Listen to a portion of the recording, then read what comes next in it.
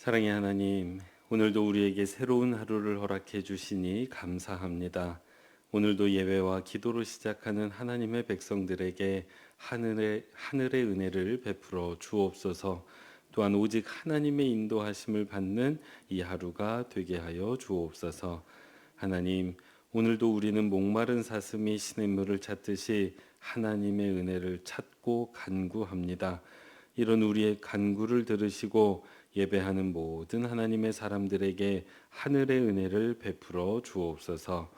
다만 우리에게 은혜 받을 뿐만 아니라 은혜 받은 자의 합당한 태도도 갖게 하셔서 은혜 받은 사람답게 살아가는 법도 배우게 하여 주옵소서. 사랑 많으신 예수님의 이름으로 기도합니다. 아멘. 찬송가 251장 함께 찬양하시겠습니다.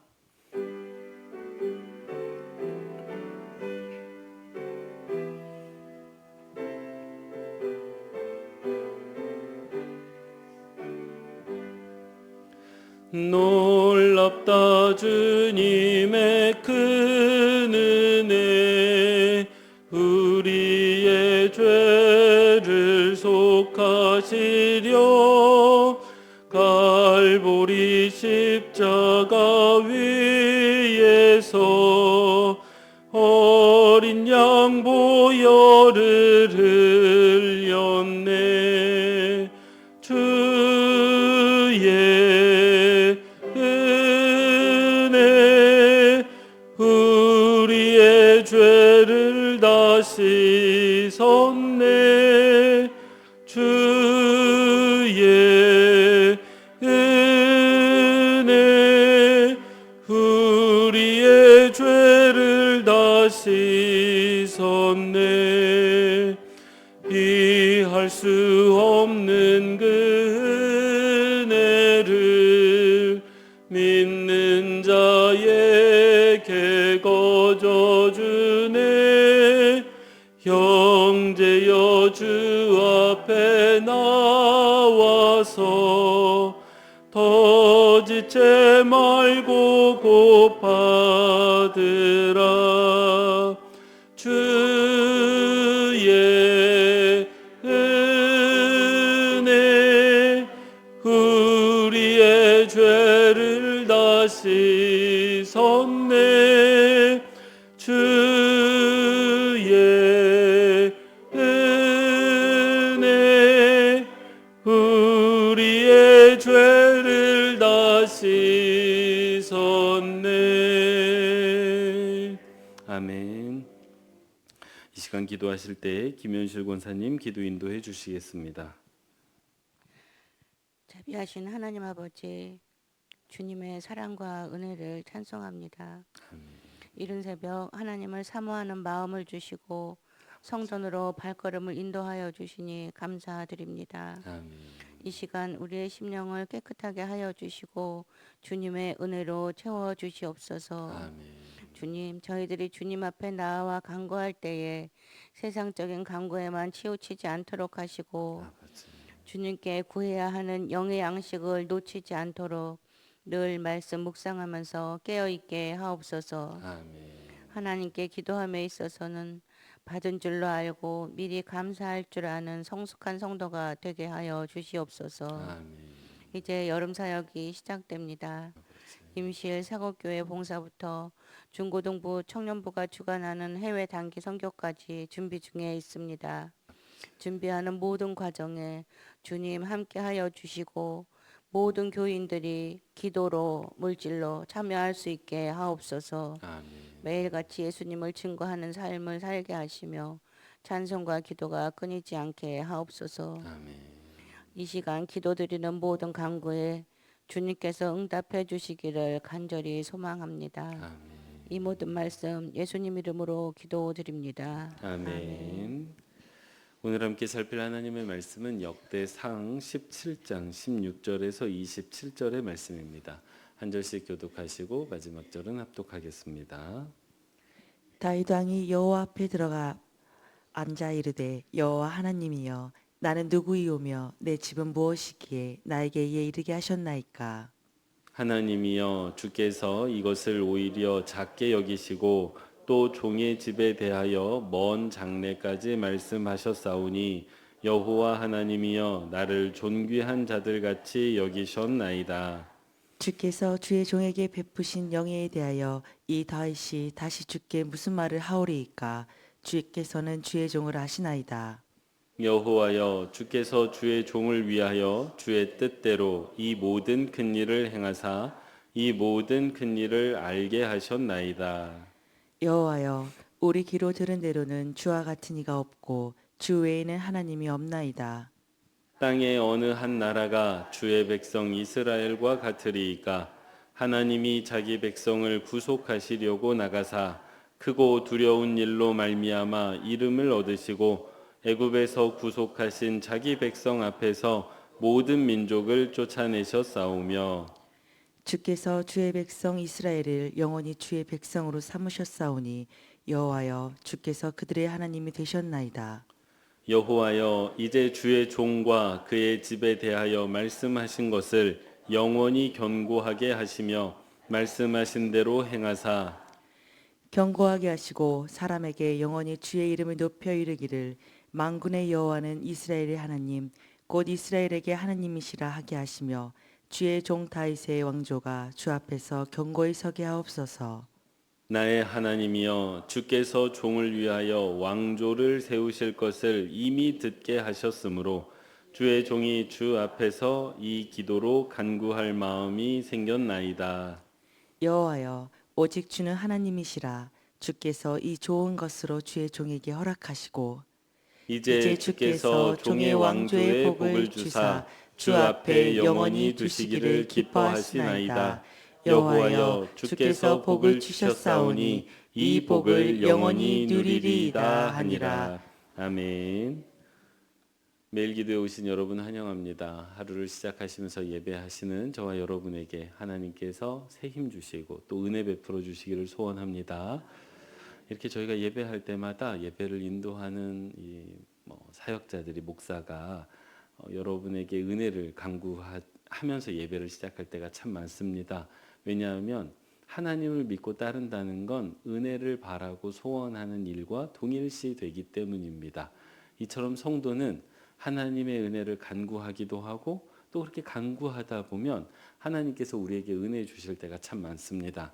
몸에 질병이 있었는데 그거를 잘 낫게 해주셨다거나 아니면 자녀에 대한 소원이 있었는데 그거를 들어주시거나 또 하루하루 하나님께 예배할 때마다 하나님께서 마음에 감동을 주셔서 은혜를 주실 때가 참 많이 있습니다. 그런데 그렇게 우리가 은혜를 간구하고 또 받으면서 살아가는 사람들인데 여러분은 하나님께 은혜를 받을 때마다 어떻게 반응하고 계십니까? 제가 어제 이 말씀 준비하면서 곰곰이 생각을 해봤더니 이 대표적인 게 감사 헌금이에요. 하나님께 은혜 받으면 그거에 감사해서 감사 헌금을 하거나 아니면 하나님께 은혜가 참 커서 하나님께 봉사해야 되겠다, 헌신해야 되겠다라는 다짐을 하기도 하고요. 이렇게 하기도 하는데 사실 대부분은 이렇게 소소한 일상의 은혜들을 받으면 그 순간순간은 기뻐하고 감사하는데 그것들을 그냥 쭉 자연스럽게 흘려보내면서 살아가는 게 우리의 모습인 것 같습니다. 그런데 우리가 이 하나님의 은혜에 대하여 반응하는 이 태도가 과연 맞을까 하는 생각을 조금 해보게 되었습니다. 왜냐하면 이런 생각을 하게 된 게 오늘 우리가 읽는 본문 말씀이 어제 본문에서 이어지는데 어제 본문에서 하나님께서 다윗에게 엄청난 축복을 해주세요. 엄청난 은혜를 베풀어 주십니다. 그게 뭐냐면 왕조를 세워주시겠다는 거예요. 그러니까 네가 왕이 되는 것뿐만 아니라 너의 자손 대대 후손이 왕위에 오를 것이라고. 그래서 결국 하나님께서 그 다윗 왕가를 통해서 그리스도를 보내지 않으십니까? 그러니까 이 약속을 해주신 거예요. 엄청난 은혜를 받았는데 이 엄청난 은혜를 받은 직후에 다윗이 이 은혜에 반응하는 모습이 저에게 은혜가 좀 되었고 나 자신을 돌아볼 수 있었기 때문입니다. 그래서 오늘 이 다윗의 은혜 받은 이후의 태도를 한 3가지 정도 살필 것인데 그 3가지 모습을 통해서 나를 조금 점검하고 더 귀하게 은혜를 받는 저와 여러분 되시기를 바랍니다. 먼저 다윗의 첫 번째 태도가 뭐였냐면 여호와 앞에 들어가 은혜를 베푸신 하나님을 기억했다는 것입니다. 같이 한번 읽어볼까요? 시작. 여호와 앞에 들어가 은혜를 베푸신 하나님을 기억한다. 16절 말씀을 보면 다 이렇게 시작을 합니다. 다윗 왕이 여호와 앞에 들어가 앉아서 이르되라고 되어져 있어요. 그러니까 다윗이 어제 하나님께 그 나단 선지자를 통해서 엄청난 축복의 말씀을 듣자마자 했던 행동이 이 놀라운 소식을 가지고 사람들 앞에 나아가는 게 아니라 곧바로 여호와 앞에 들어가 앉았다고 되어져 있습니다. 그러니까 은혜를 받자마자 여호와 앞으로 나아간 거예요. 이유가 뭐냐 하면 내가 받은 은혜를 하나님께서 주셨다는 것을 기억했기 때문입니다. 그리고 바로 여기에 은혜 받는 사람이 기억해야 되는 아주 중요한 첫 번째 태도가 있는데요. 그게 뭐냐 하면 내가 받은 은혜를 기억하고 기뻐하기 이전에 은혜를 주신 분을 기억하고 기뻐해야 된다는 거예요. 다시요. 내가 받은 은혜를 기뻐하는 게 아니라 내가 받은 은혜를 주신 분을 기뻐해야 한다는 것입니다. 우리가요, 여기에서 진짜 자주 넘어집니다. 우리도 하나님께 은혜를 많이 받습니다. 때로는 큰 은혜를 받습니다. 뭐 앓던 병이 낫거나 자녀에 대한 소원이 이루어졌거나 아니면 인생에 문제가 있었는데 그게 해결되는 은혜를 받은 거예요. 너무 좋지요. 너무 좋아서 그 받은 은혜가 좋아서 그 은혜를 막 기뻐하고 사람들과 나눕니다. 근데 그러는 와중에 은혜를 주신 분을 잊습니다. 저희가 은혜 받았을 때 하는 실수예요. 또 악한 영이 그렇게 이끌기도 합니다. 은혜를 기뻐하느라고 은혜를 주신 분을 잊는 거예요. 마치 이것과 같습니다. 남편이나 아내가 귀한 선물을 줬는데 그 선물이 너무 귀해가지고 선물을 하는 사람을 등한시하는 거예요. 대표적인 예가 성경에 나옵니다. 치유받은 10명의 나병 환자 기억하시죠? 주님께 나와서 이 병을 좀 고쳐주십시오라고 소원했습니다. 주님이 고쳐주셨어요. 돌아가는 길에 이 10명이 다 나음을 입었습니다. 이거 얼마나 좋습니까? 그래가지고 이 나음 받은 환자들이 어떻게 합니까? 가족에게로 가는 거예요. 그간 가까이 가지 못했던 가족에게 가서 나를 보이면서 내가 나았다 같이 끌어안고 월사안고 감격하고 울면서 식사하고 친구들에게도 나아가서 이제 내가 너와 함께 할 수 있게 되었다 자랑도 하고요. 그리고 자기가 나은 몸을 제사장에 가서 보여야 되거든요. 그래서 제사장 찾아가느라고 바쁜 거예요. 그러는 와중에 누가 잊혀졌습니까? 주님이 잊혀진 거예요. 받은 은혜가 너무 좋아서 주신 사람을 잊은 겁니다. 근데 한 사람이 내가 받은 은혜를 기뻐한 게 아니라 내게 은혜 주신 분을 기뻐하면서 돌아왔습니다. 부디 바라기는 은혜를 기뻐하는 게 아니라 은혜를 주신 분을 기뻐하는 저와 여러분 되시기 바랍니다. 이게 왜 중요하냐면요. 은혜를 기뻐하면 그 은혜가 마지막이 됩니다. 이게 무슨 말이냐면 은혜를 기뻐하느라고 은혜를 주신 분을 잊어버리면 은혜를 주신 분이 사라지잖아요. 그럼 그 다음에 은혜를 못 받게 되지 않습니까? 그렇게 되면 내가 받은 은혜가 참 좋은데 마지막 은혜가 됩니다. 근데 은혜를 주신 분을 기뻐하잖아요. 그러면 내가 지금 받은 은혜가 첫 번째 은혜가 되는 거예요. 은혜를 주신 분과의 관계가 계속되니까 은혜를 계속 받게 됩니다. 마치 뭐하고 같냐면 황금알을 낳는 거위와 같습니다. 이 황금알이 귀하다고 해서 이 배를 가르면 알이 더 있을 거라고 해서 거위를 죽이지 않습니까? 알이 끊기는 거예요. 근데 알을 낳는 거위를 귀하게 여기면 그 거위가 계속 알을 낳지 않습니까? 물론 하나님이 우리가 기르는 거위는 아닙니다. 근데 비유하고 생각해 보면 그것과 유사하다는 거예요. 부디 바라기는 오늘 내게 주시는 그 은혜에 집중하기보다 그 은혜를 허락하시는 하나님께 집중하시는 저와 여러분 되시기 바랍니다. 두 번째 은혜 받는 사람의 태도가 이러합니다. 같이 한번 읽어보겠습니다. 시작. 받은 은혜를 마땅한 것으로 여기지 않고 받은 은혜에 감격하며 감사한다. 아멘.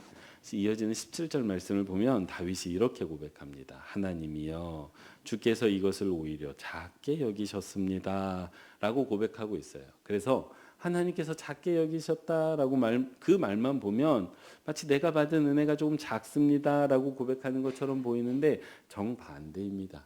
이게 무슨 말이냐면 다윗이 하나님께서 지금까지 내게 베풀어 주신 은혜, 그러니까 왕이 되게 해주신 그 은혜가 그것만으로도 나는 이게 족하고 이게 감당이 잘 안 되는데 하나님께서 지금까지 베풀어 주신 은혜를 작게 여기셨다는 거예요. 그리고 더 큰 은혜를 베풀어 주셨다는 겁니다. 이 고백에 담겨 있는 다윗의 심정이 뭐냐면 이게 내가 받은 은혜가 커가지고 어쩔 줄을 모르겠다는 거예요. 이거 도대체 왜 이렇게 나에게 큰 은혜를 주시냐는 거예요. 나는 이만한 은혜를 받을 만한 사람이 아닌데 왜 이렇게 큰 은혜를 주시냐고 하나님께 고백하고 있습니다. 그런데요, 이 다윗의 고백을 통해서 우리가 은혜의 진짜 속성 한 가지를 보게 되는데 깨달아야 되는데요. 하나님의 진짜 은혜를 받은 사람은 내가 받은 은혜를 작게 여기지 않습니다. 다시요. 진짜 하나님의 은혜를 받으면 내가 받은 은혜를 작게 여기지 않습니다. 이게 왜 중요하냐면요. 내가 받은 은혜를 작게 여기면, 작게 여긴다는 건 뭐냐면 다른 사람이 받은 은혜와 비교하고 있다는 거예요.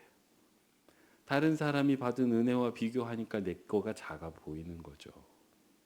그리고 자꾸 다른 사람이 받은 은혜를 바라보면 그거에 대한 욕심이 생깁니다. 그래서 하나님께 받은 은혜를 작게 여기면 두 가지가 생겨나는데 사람의 마음과 태도에 첫 번째는 불평이에요. 다른 사람께 더 크다는 거예요. 왜 나는 작게 주시냐는 거예요. 불평이 생깁니다. 두 번째, 욕심이 생겨요. 저거 갖고 싶거든요.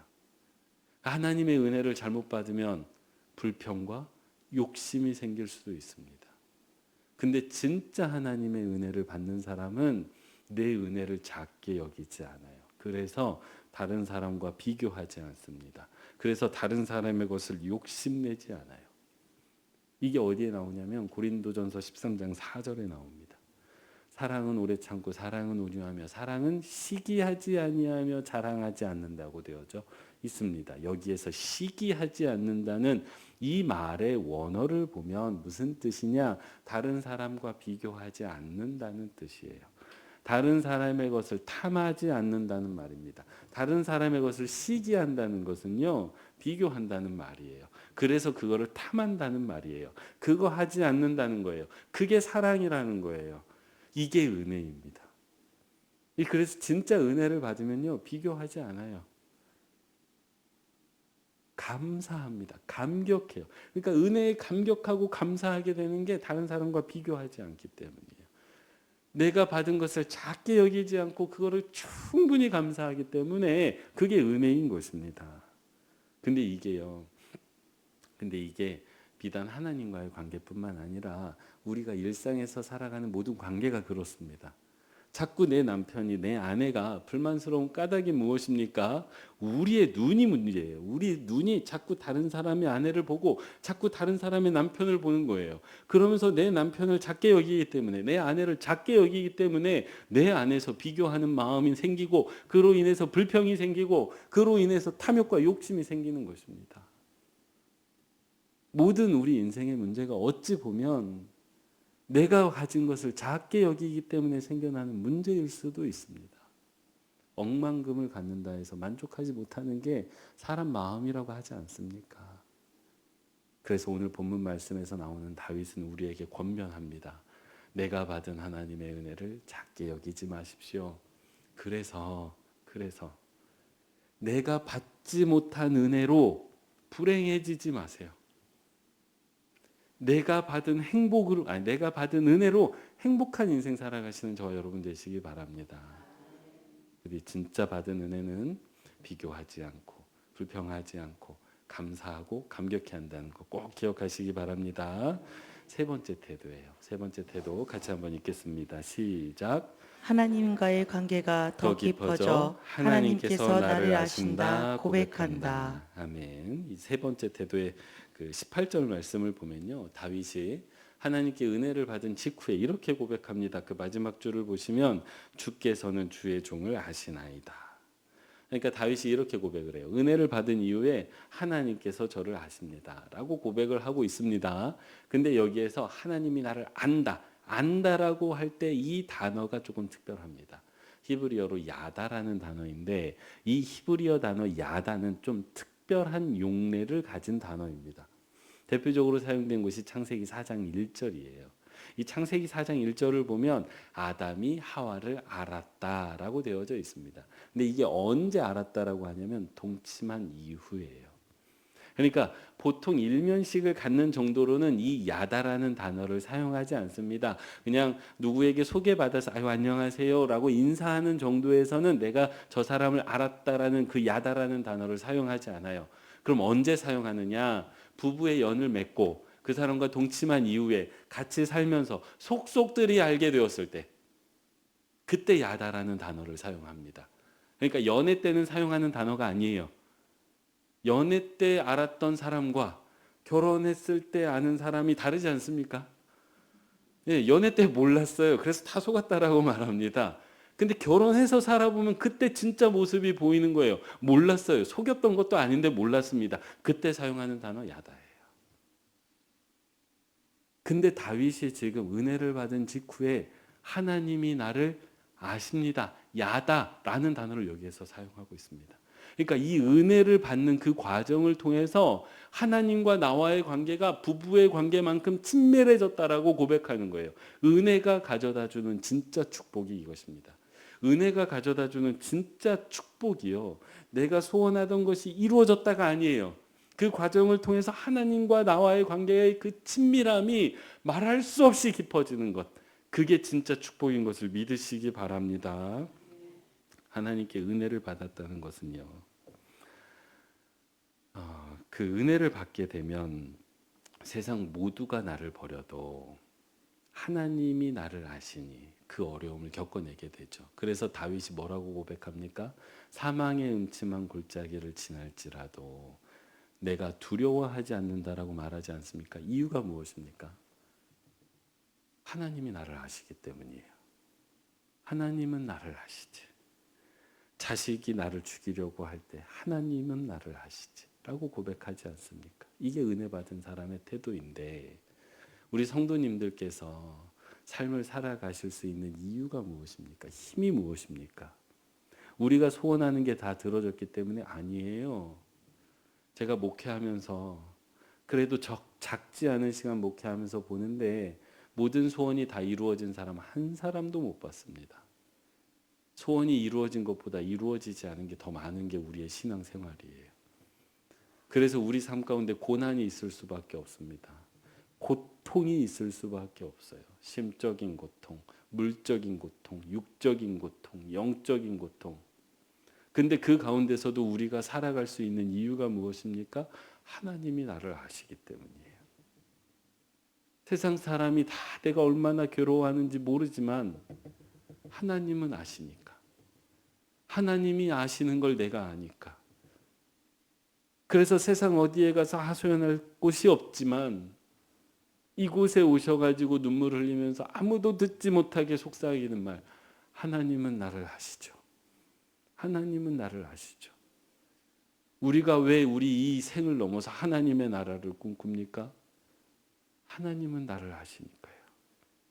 이게 은혜입니다. 이게 은혜예요. 이게 은혜 받은 사람이 하는 궁극적인 고백입니다. 그래서 부디 바라기는 오늘 하나님께서 베풀어 주신 은혜가 있다면 하나님이 나를 아십니다 라고 고백하는 저와 여러분 되시기 바랍니다. 한번 같이 한번 해보실까요? 하나님은 나를 아십니다. 사랑하는 성도 여러분, 오늘 은혜를 받은 사람의 세 가지 태도를 보았습니다. 첫 번째, 내가 받은 은혜가 아니라 누구를 기뻐하라? 하나님을 기뻐하라. 은혜를 주신 분을 기뻐하라. 선물이 아니라 선물 준 사람을 기뻐하는 겁니다. 그게 맞아요. 두 번째, 내가 받은 은혜를 작게 여기지 말고 감격하고 감사하는 성도님이 되시기를 바랍니다. 세 번째, 받은 은혜로 인해서 하나님과 깊은 관계를 형성함으로 하나님은 나를 아십니다 라고 고백하는 모든 빛과 소금교회 성도님들 되시기 바랍니다. 기도하겠습니다.